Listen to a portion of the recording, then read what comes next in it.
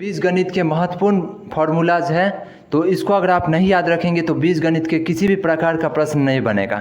ये बुनियादी फार्मूले हैं, तो इसको आज मैं याद करवा दूंगा, तो आप बिल्कुल टेंशन ना लें।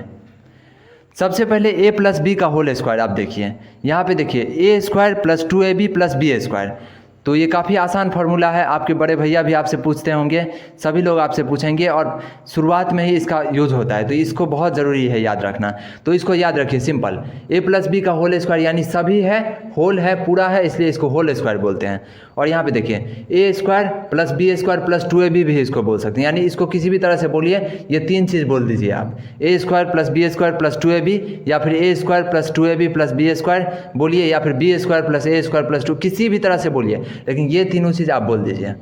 चलिए अगला फॉर्मूला पे चलते हैं, ए माइनस बी का whole square, A square minus 2ab plus B square, इसका हो जाएगा उत्तर। तो यहाँ पे कोई आपको टेंशन नहीं लेना है, ऊपर वाला जैसा ही ये फॉर्मूला, बस यहाँ पे 2ab आपको याद रखना है, तो बाकी सब कुछ वैसे ही रहेगा।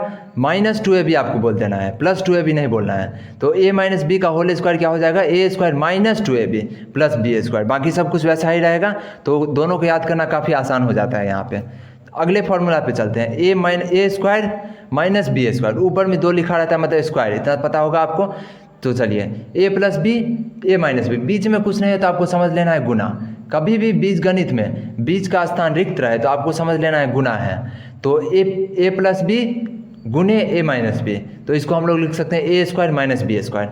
अगला चलिए ए प्लस बी प्लस सी का होल स्क्वायर, यानी ए प्लस बी प्लस सी का होल स्क्वायर, तीनों का होल स्क्वायर पूछें तो कुछ नहीं करना है, बहुत ही आसान है ये, देखने में बड़ा लग सकता है लेकिन बहुत आसान है ये। तो सबसे पहले तीनों चर जो है उसको स्क्वायर कर दीजिए, यानी A square plus B square plus C square, और उसके बाद plus 2ab plus 2bc plus 2ac, यानी इसको एक बार जोड़ा ले लीजिए, इसको एक बार जोड़ा ले लीजिए और इसको एक बार जोड़ा ले लीजिए, मतलब तीनों दो चर के साथ एक एक जोड़ा बना दीजिए, 2ab 2bc और 2ac। और अगला है a plus B into A minus B, तो A square minus B square, काफ़ी आसान है। आप अगर ध्यान से देखे होंगे तो 3 नंबर और 5 नंबर आपको एक ही जैसा लगता होगा। जी हाँ, मैंने ये इसलिए बताया है ताकि आप समझें कि बराबर के इस तरफ का जो मतलब होता है, बराबर के उस तरफ का भी वही मतलब होता है। तो सवाल में हो सकता है आपको ये दिया रहे और ये फाइंड करना हो।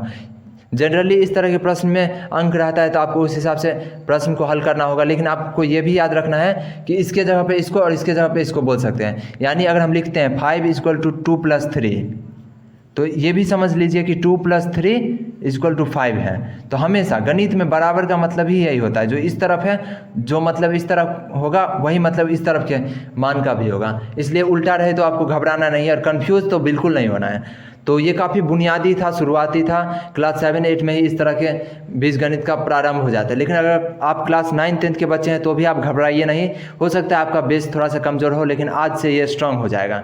तो आप ज़रूर सब्सक्राइब करें चैनल को और नीचे डिस्क्रिप्शन में जाइए, क्लास 9th क्लास 10th में जिस हिसाब से ये बीजगणित का फॉर्मूला कैसे अप्लाई किया जाता है, क्या है उसका कॉन्सेप्ट, सब कुछ बताया जाएगा। तो आप डिस्क्रिप्शन में जाके बड़े बड़े वीडियोज़ जो भी हैं उसको देखिए और समझिए और अपनी पढ़ाई को अच्छे तरीके से करते रहिए।